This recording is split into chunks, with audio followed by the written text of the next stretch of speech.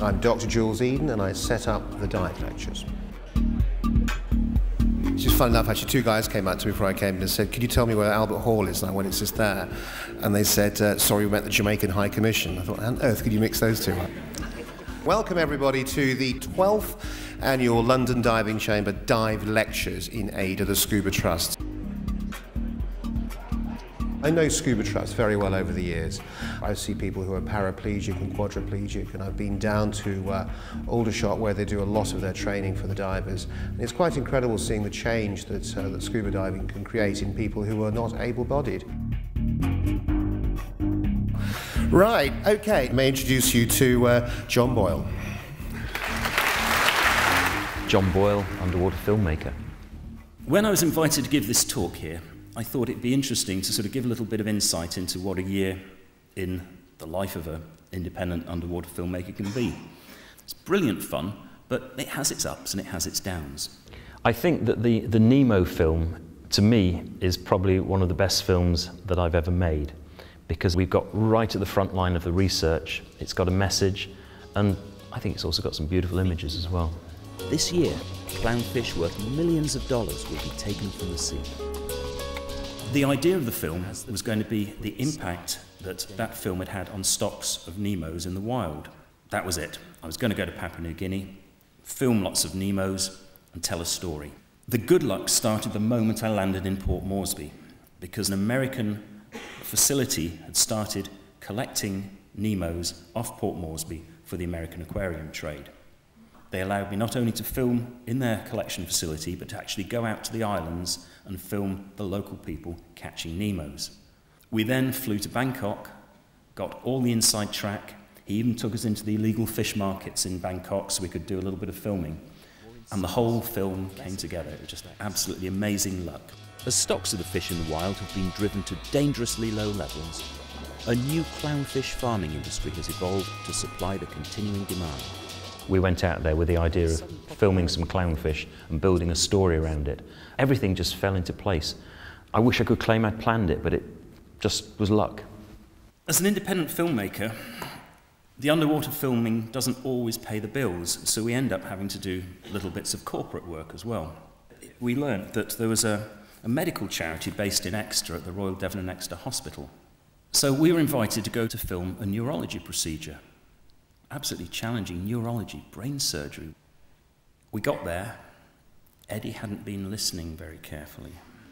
It wasn't neurology, it was urology. And we were filming adult circumcisions.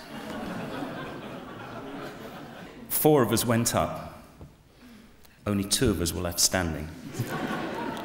The last shot is the one just before he passed out. When he came to, he was actually lying on a stretcher next to the guy who was having the operation. Probably a once-in-a-lifetime experience to come to somewhere like this with such a reputation and to speak to an audience of people who are so enthusiastic about the subject. The researchers disclosed some amazing stories about the little clownfish. Each individual island, reef, has its own combination of smell and sound, and the fish are homing in on that.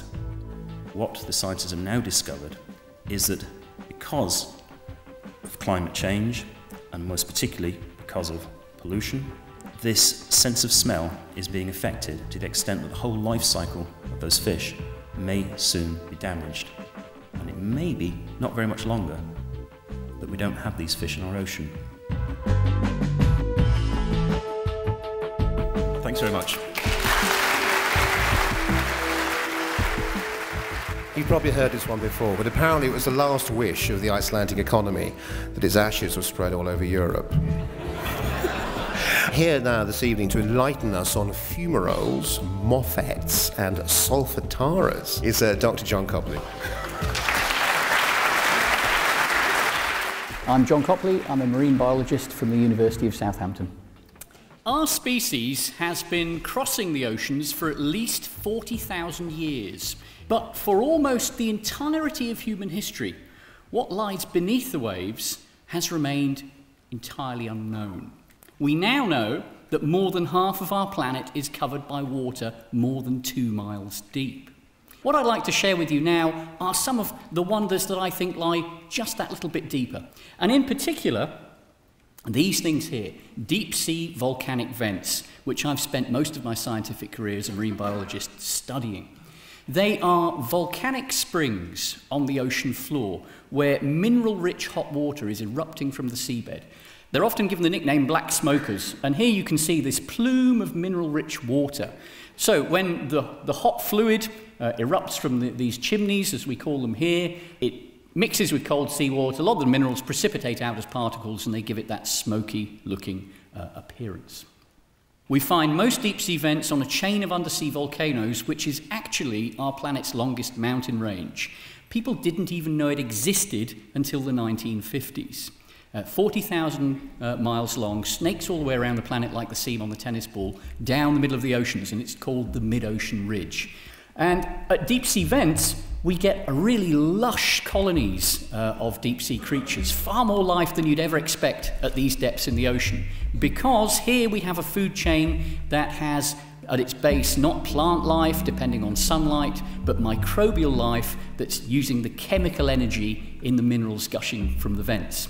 In the Eastern Pacific here, you see all these nice blue-coloured pins. These are the vents we've known about for the longest.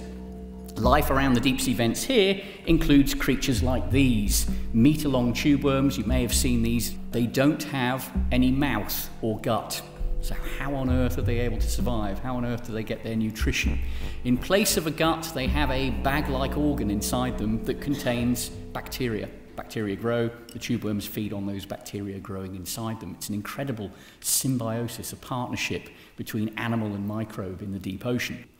So, mid-80s, people found vents on the mid-Atlantic ridge, and what they found there was completely different. Instead, vents dominated by swarms of very unusual-looking shrimp. They still feed on bacteria, but these bacteria grow on the sides of their bodies, so they effectively garden bacteria on their bodies. It's a bit like you or I growing potatoes in our armpits. It's that sort of a lifestyle, very unusual. So, how do we find a deep-sea vent? We use a piece of kit like this. This is ISIS. ISIS is a remotely operated vehicle, capable of diving to 6,000 meters deep. And it's a fantastic piece of kit. You can tell it to move 10 centimeters to the right. And you can watch on the video and it will move exactly 10 centimeters to the right and stop. It has fantastically precise control. And that allows us, as I'll show you later, to map deep-sea vents, to get images of them that we could never achieve before. What's really exciting about underwater exploration is that it's always the surprises that give us our big leaps in understanding. It's the things that we don't know we don't know. This is stunning. We're 2,400 meters deep here, and every inch of surface here is covered with life. The white specks are actually a kind of crab, and you can see them packed in here in their thousands. But how are these crabs surviving? There is a crab like this at the southernmost vents that are known in the Pacific Ocean, only recently found. And the crab there is called the Yeti crab. It has very, very long arms, and they're very hairy. And bacteria grow on the hairs, and the crab gets its nutrition from the bacteria growing on the hairs on its very long arms. One of my other PhD students nicknamed these ones the Hoff crab after David Hasselhoff, because they don't have hairy arms, they have very hairy chests.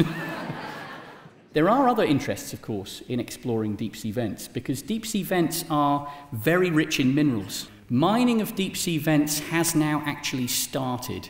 Now, most deep-sea vents actually occur in international waters, and later this year, the United Nations International Seabed Authority will consider a license application from China to explore for minerals along 1,000 kilometers of mid-ocean ridge in the Indian Ocean. We've never seen the vents in that part of the world there. We don't yet know what even lives there. The challenge we face right now is that the exploitation of the deep ocean is starting to overtake its exploration. We still have so much to learn about this environment, and yet we're in a hurry to exploit the resources. We don't understand enough about their biology, about how the populations at the different vents are interconnected. It really is a web of life. And we don't yet know what happens if you take out one of the nodes of that web. Does the whole thing collapse for that particular species? We don't know that yet.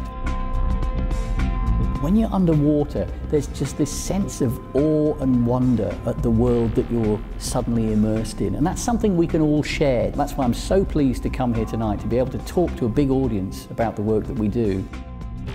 The deep sea is a new testing ground for us, and we cannot afford to fail here. Thank you very much.